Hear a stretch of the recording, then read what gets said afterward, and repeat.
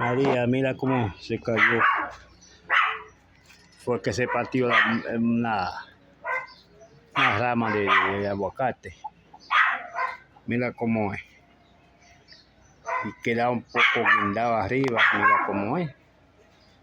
Y mucha que cayó abajo, también mira allá abajo cómo está. Mira lleno de aguacatico.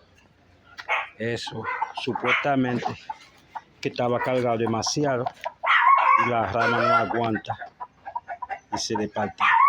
Mira cómo está de nuevo el patio. Significa hay que buscar o comprar unos cuantos sacos para echar toda esa basura.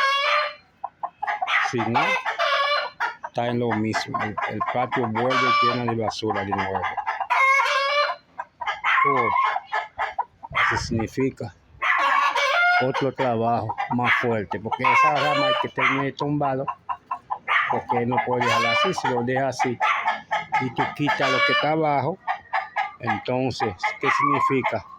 Va a tener que volver de nuevo a recogerla.